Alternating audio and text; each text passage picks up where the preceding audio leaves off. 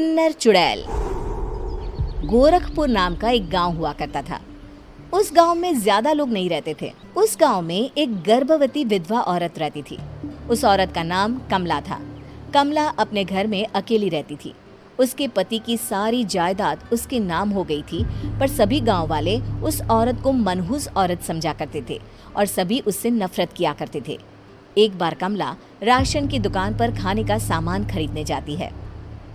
भैया जी, जरा 1 किलो दाल चावल देना। अरे हाय हाय हाय हाय हाय! अरे मनहूस औरत, मेरी दुकान में अपशुगन करवाने आ गई क्या? हैं? चल जा यहाँ से, मैं कुछ नहीं देने वाला हूँ तुझे। भाग भाग यहाँ से, चल जा निकल। भैया जी, ऐसा मत कहिए, मैं गर्भवती हूँ, मुझे खाने की बहुत जरूरत है, मुझे खाना दे दीजिए।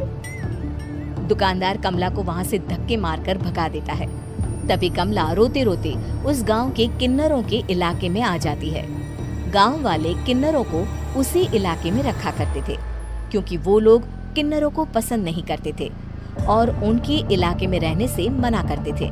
तो किन्नरों ने उसी गांव में अपना एक इलाका बना लिया था। जब किन्नर लोग देखते हैं कि एक गर्भवती महिला रोते रोते उनके इलाके में आ गई है, तो सारे किन्नर कमला के पास जाकर उसका हाल पूछने लगते हैं।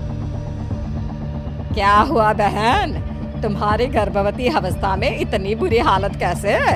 तुम रो क्यों रही हो? तुम डरो मत, हम तुम्हें कोई नुकसान नहीं पहुंचाएंगे। तुम शांत होकर सब बताओ कि हुआ क्या है। मैं कमला हूँ, मैं गांव के दूसरे इलाके से आई हूँ। 2 महीने पहले ही मेरे पति की मौत हुई है। मुझे गांव के लोग मनहूस मानते हैं, क्योंकि मैं विधवा हूँ और गर्भवती भी। वहाँ के लोग मुझे खाने के लिए कुछ बेचने के लिए भी तैयार नहीं, जिससे मेरा गुजारा नहीं हो रहा था। कोई बात नहीं कमला, हम तुम्हारा ख्याल रखेंगे। किन्नर लोग कमला को एक खाली घर में रहने के लिए जगह दे देते हैं और उसकी देखभाल भी करते हैं। कुछ ही महीने बाद कमला अपने बच्चे को जन्म देती है, पर अफसोस, कमला बच्चे को जन्म देते ही अपनी जान गंवा देती है। जब सब किन्नर बच्चे को देखते हैं तो बहुत खुश हो जाते हैं, क्योंकि वो बच्चा भी किन्नर ही था। कमला ने एक किन्नर बच्चे को जन्म दिया था। अब इस बच्चे की देखभाल कौन करेगा? हम तो इस बच्चे को गांव के दूसरे इलाके में भी नहीं भेज सकते। और तो क्या हुआ, इस बच्चे की माँ नहीं रही तो हम इसे पालेंगे। अब ये हमारे इलाके में रहेगा, हमारे साथ रहेगा। फिर वो किन्नर उस किन्नर बच्चे को गोद ले लेते हैं, उसका नामकरण कराते हैं। उस किन्नर बच्चे का नाम शक्ति रखा जाता है। देखते ही देखते शक्ति बड़ी होने लगती है। उसके रंग रूप बहुत सुंदर थे। वो बहुत सुंदर किन्नर दिखती है। एक दिन शक्ति एक किन्नर से पूछती है, माँ जी सुनिए ना, ये गांव के दूसरे इलाके में भी तो लोग रहते हैं, तो हम वहाँ क्यों नहीं जाते? हम उनसे अलग क्यों रहते हैं? शक्ति, क्योंकि वो लोग हमारे जैसे नहीं, वो लोग हमें पसंद नहीं करते, इसीलिए हम उनसे अलग रहते हैं। क्यों? वो हमें क्यों पसंद नहीं करते?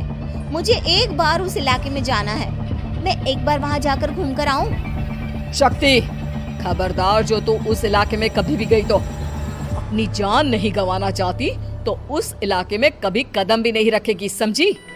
इतना कहकर वो किन्नर वहाँ से चली जाती है।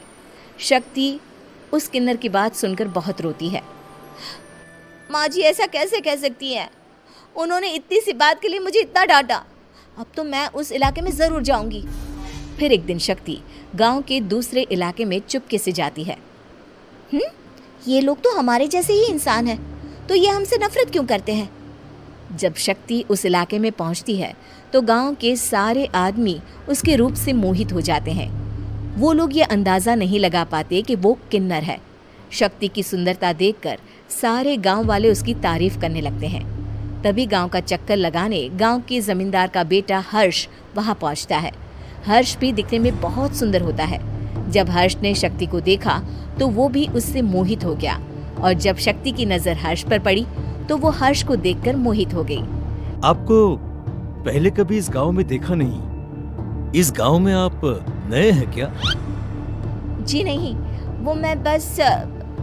तभी शक्ति बोलते बोलते रुक जाती है और मन में सोचने लगती है, अगर मैंने इनको बता दिया कि मैं दूसरे इलाके से आई हूँ तो वो समझ जाएंगे कि मैं किन्नर हूँ, इसलिए मुझे इनसे झूठ ही बोलना पड़ेगा।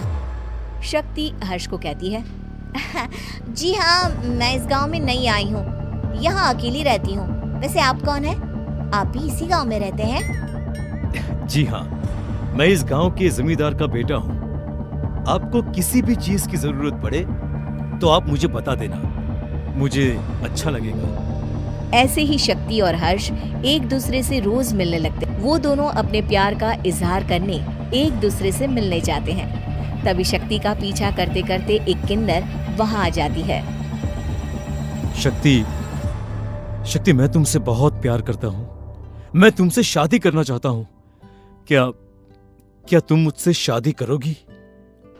हाँ हर्ष, मैं तुमसे शादी करूंगी, पर मैं तुमको अपने बारे में एक सच्चाई बताना चाहती हूँ जो मैंने तुमसे छुपा कर रखी है। तभी उनके बीच में ही वो किन्नर आ जाती है। शक्ति, तेरी हिम्मत कैसे हुई ऐसा करने की? वो किन्नर शक्ति को खींचकर गांव के जमींदार के पास ले जाती है। हर्ष भी वहां शक्ति को बचाने के लिए पहुंच जाता है। जमींदार शक्ति और हर्ष के प्यार के बारे में सुनकर गुस्से में आ जाता है और शक्ति को गांव के बाहर निकालने की सजा देता है। शक्ति ये बात सहन नहीं कर पाती और कुएं में कूदकर अपनी जान दे देती है। जमींदार हर्ष की शादी गांव की एक लड़की से करवा देता है, पर हर्ष इस शादी से खुश नहीं होता। शक्ति अपना बदला लेने के लिए मरने के बाद किन्नर चुड़ैल बन जाती है। अब मैं इन गांव वालों को नहीं छोड़ूंगी, अब इनसे मैं अपने प्यार का बदला लूंगी। किन्नर चुड़ैल गांव वालों को परेशान करना शुरू कर देती है। एक बार वो रात को गांव के खेतों में पहुंच जाती है और वहां आग लगा देती है। सारी फसल जल के राख हो जाती है। जब एक आदमी रात को उठकर देखता है कि खेत में आग लग गई है तो वो वहां पहुंच जाता है। वो देखता है कि खेतों के बीचों बीच एक किन्नर चुड़ैल खड़ी है और वहां खड़े होकर ताली बजा रही है। गांव वाला किन्नर चुड़ैल को देखकर बेहोश हो जाता है। जब सुबह उस आदमी को होश आता है तो वो सीधा जमींदार के पास जाता है। अरे जमींदार साहब, अरे वो किन्नर चुड़ैल ने मेरी सारी फसल जला दी। अब मैं क्या करूंगा? क्या होगा मेरा? जमींदार चुड़ैल किन्नर का नाम सुनते ही सब कुछ समझ जाता है।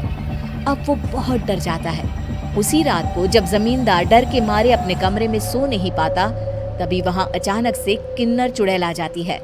किन्नर चुड़ैल जोर जोर से जमींदार के आगे खड़ी होकर हंसने लगती है और ताली बजाने लगती है।